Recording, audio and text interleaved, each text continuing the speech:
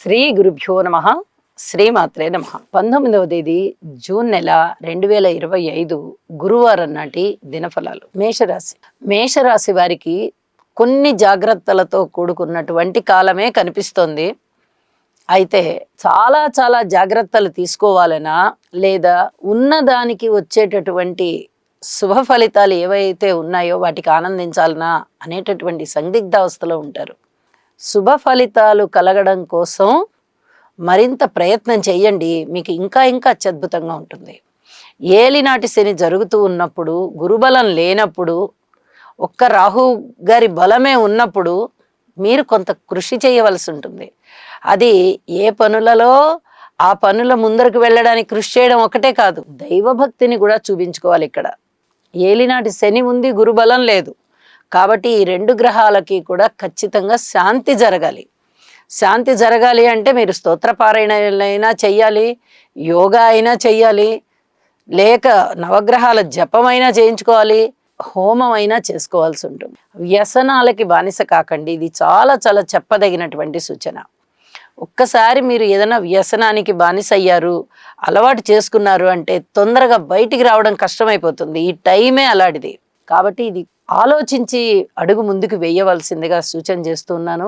వివాహాది శుభకార్యాల విషయంలో కొంచెం దగ్గరకు వస్తాయి. భార్యాభర్తల మధ్య అన్యోన్యత బాగుంటుంది. రాహు లాభస్థానంలో ఉన్న కారణం చేత అమితమైనటువంటి డబ్బు అయితే వస్తుంది.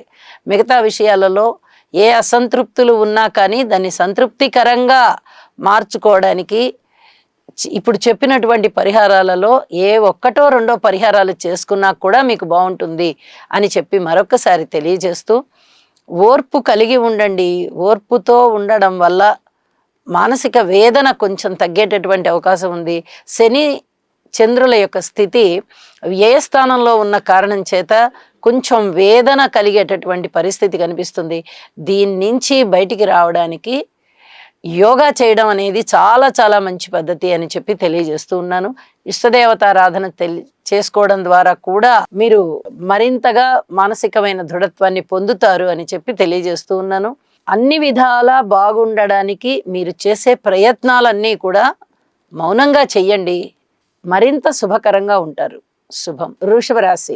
వృషభ రాశి వారికి అద్భుతమైన కాలం నడుస్తోంది.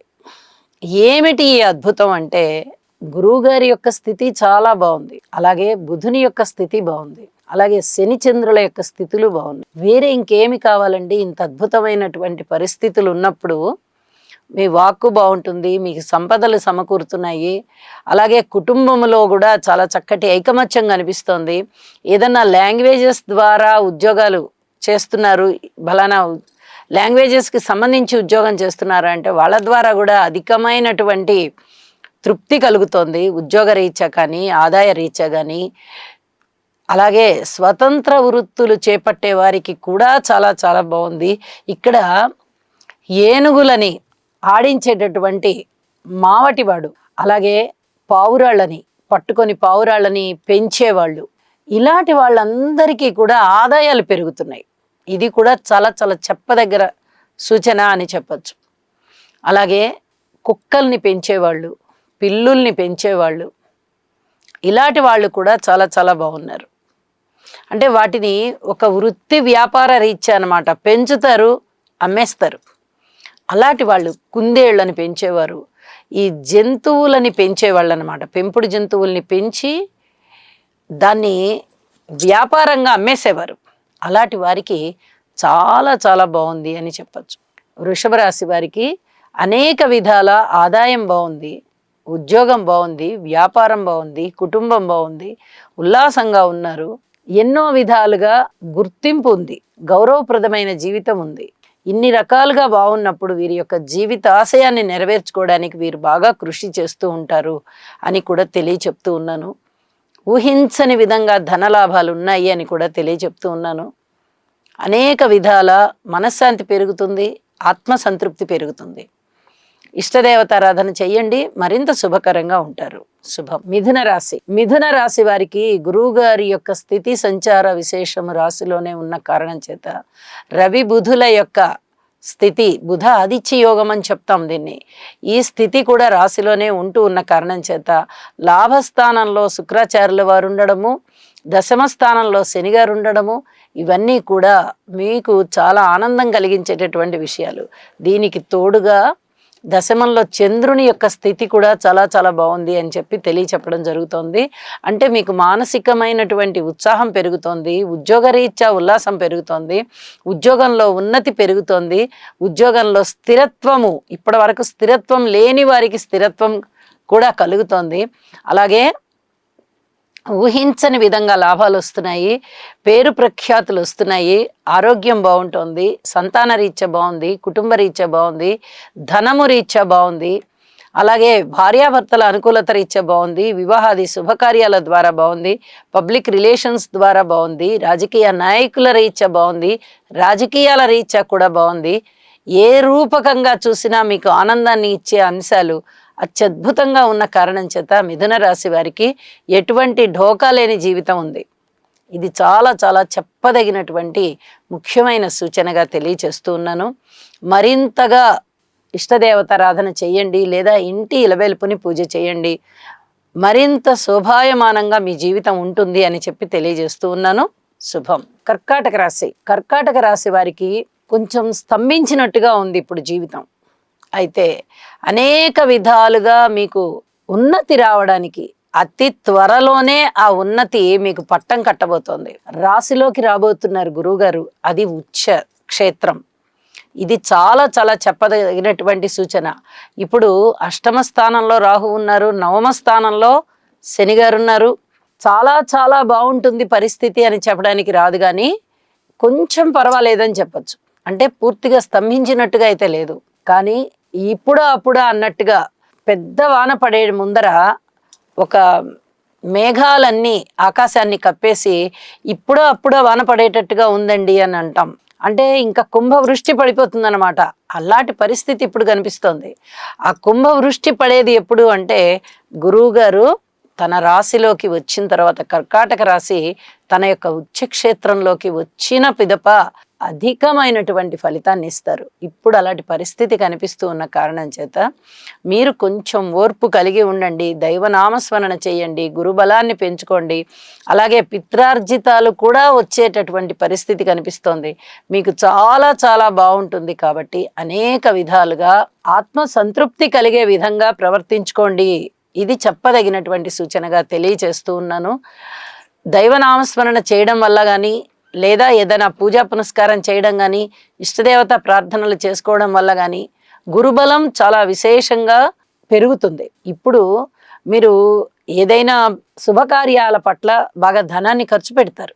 ఇది చాలా చెప్పదగినటువంటి సూచనే. కానీ ఈ ఉన్నత స్థితి కూడా కనిపిస్తోంది.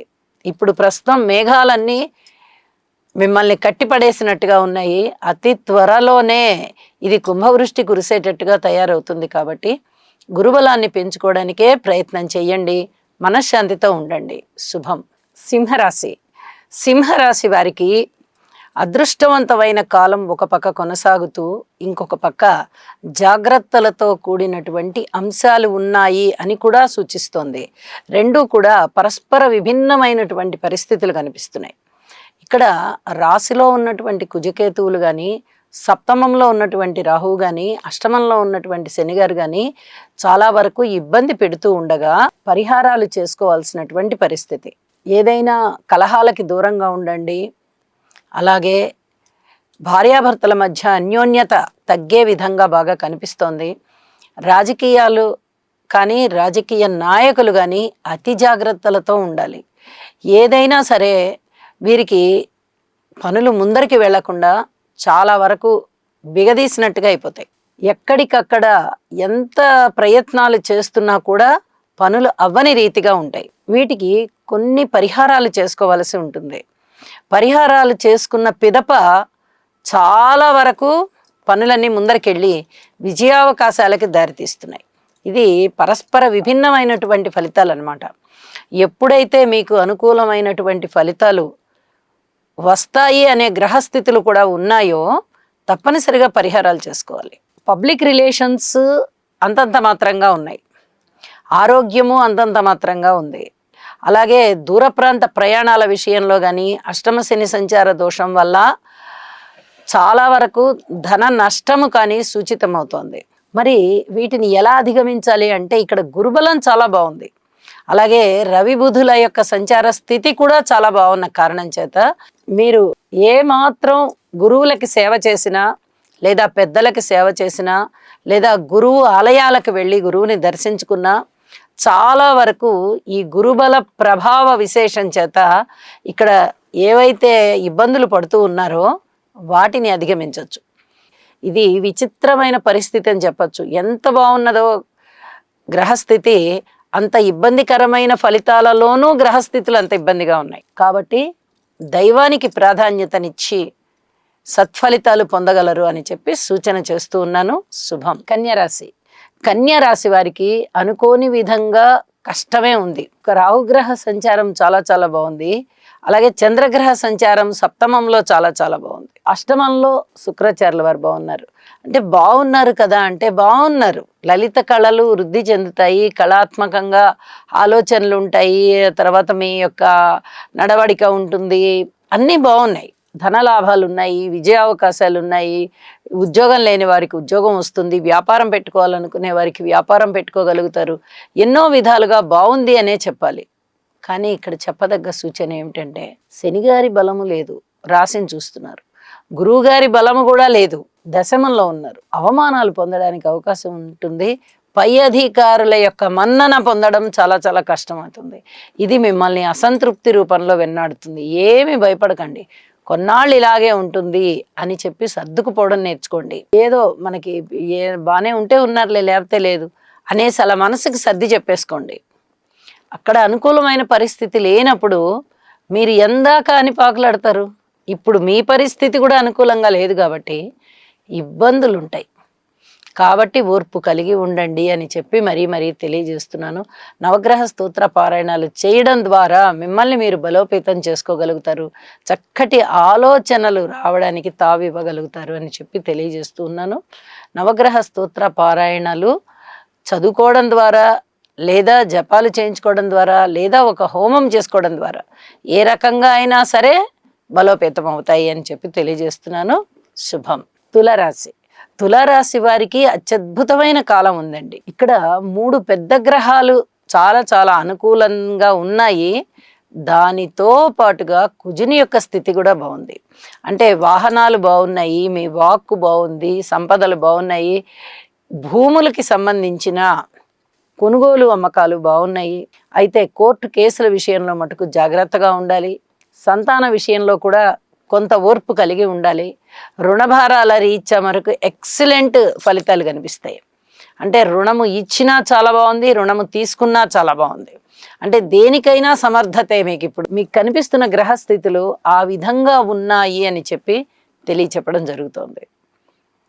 అలాగే వివాహాది శుభకార్యాలు కుదరడానికి అనుకూలంగా ఉంది. పితృవర్గ రీత్యా బాగుంది.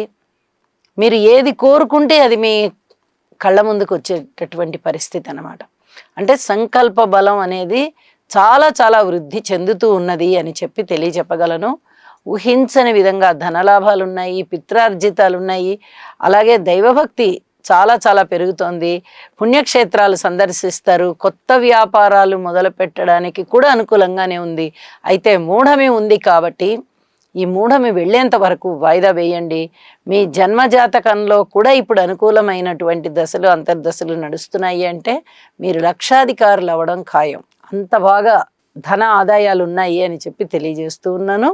లలిత సహస్రనామ పారాయణని మర్చిపోకుండా చేయండి. నవగ్రహ స్తోత్ర పారాయణాలని విడవకుండా చేయండి. మరింత శుభప్రదంగా ఉంటారు. శుభం. వృశ్చిక రాశి. వృశ్చిక రాశి వారికి చాలా జాగ్రత్తలతో కూడినటువంటి కాలమే కనిపిస్తూ ఉన్నది. అనుకూలమైనటువంటి గ్రహాలు లేకపోవడం చేత ప్రతి విషయంలోనూ ఓర్పు కలిగి ఉండాలి. కుటుంబంలో కానీ, భార్యాభర్తల మధ్య అన్యోన్యత రీత్యా కానీ, అన్నదమ్ముల రీత్యా కానీ, మాతృవర్గ రీత్యా కానీ, సంతాన రీత్యా కానీ, వివాహాది శుభకార్యాల రీత్యా కానీ, దూర ప్రాంత ప్రయాణాల రీత్యా కానీ, పితృవర్గ రీత్యా కానీ, ఉద్యోగ జీవిత రీత్యా కానీ, అనుకోని విధంగా వచ్చేటటువంటి ధనము రీత్యా కానీ, రాజకీయ నాయకుల రీత్యా కానీ, లేదా రాజకీయాల వల్ల కానీ ఇన్ని పలు అంశాలలో ఓర్పు కలిగి ఉండాలి. ఏ గ్రహము కూడా అనుకూలత కనిపించడం లేదు.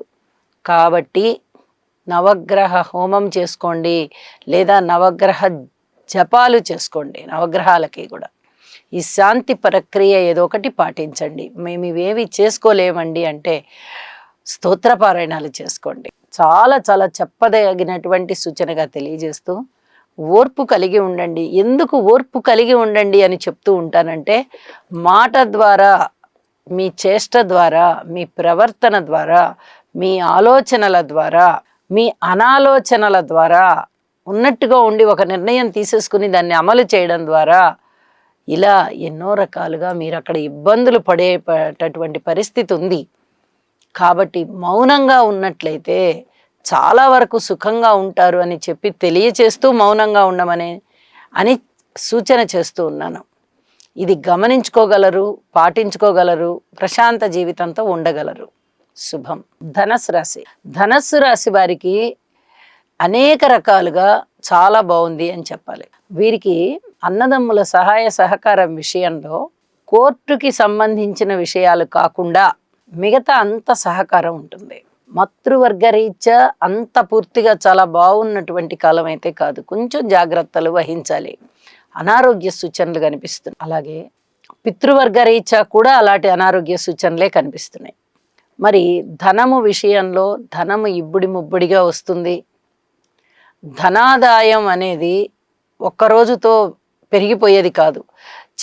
కృషి చేస్తూ ఉండగా ఒకనాటికి అది బాగా అక్కడికి వచ్చేది.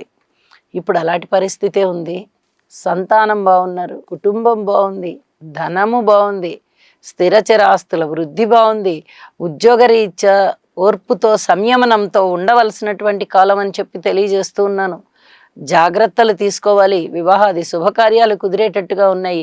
దూర ప్రాంత ప్రయాణాలు బాగున్నాయి. విదేశీయానాలకు కూడా వెళ్ళేటటువంటి పరిస్థితి కనిపిస్తోంది, విదేశాలకి. ఇలా ఎన్నో రకాలుగా మీ మనస్సు ఆనందంగా ఉండేటట్టుగా అభివృద్ధి కనిపిస్తూ ఉన్నది. ఇది ఇలాగే కొనసాగాలి. నవగ్రహ స్తోత్ర పారాయణాలు చేసి మీ ఇంటి ఇలవేల్పుని పూజ చేసుకుని ఇలాగే ముందర అభివృద్ధి పదంలో ఉండండి అని చెప్పి తెలియజేస్తూ ఉన్నాను. శుభం. మకర రాశి వారికి ఇంకా కొంత కష్టపడవలసినటువంటి కాలం కనిపిస్తోంది. రవి బుధులు బాగున్నారు, శుక్రాచార్యుల వారు బాగున్నారు, శనిగారు బాగున్నారు.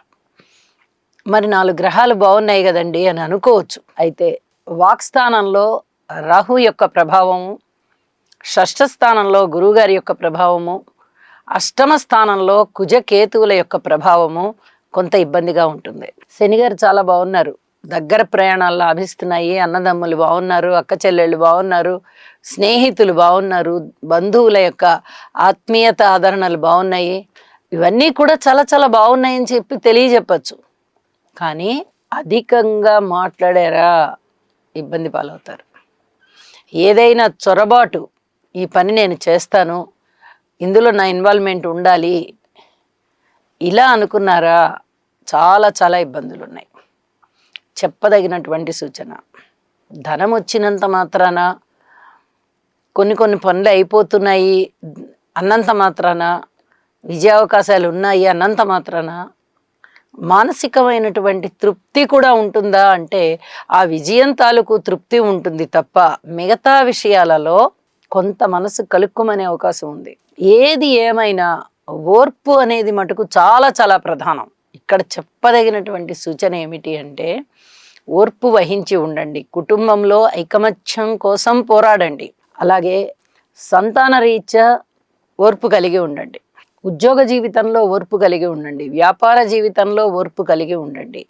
ఇవన్నీ కూడా చెప్పదగినటువంటి సంగతులే. ఎంత చెప్పినా అన్ని అంశాలలోనూ ఓర్పు కలిగే ఉండాలి అనేదే కనిపిస్తోంది. కాబట్టి ఈ నియమాన్ని పాటించండి, మరింత బాగుంటారు. శుభం.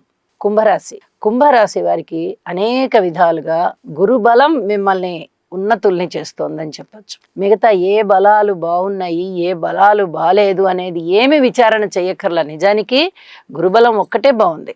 మనం విచారణ చేసినా చెయ్యకపోయినా గురువు అస్తంగతులై ఉన్నారు. ఇక్కడ చెప్పదగ్గ సూచన ఇది.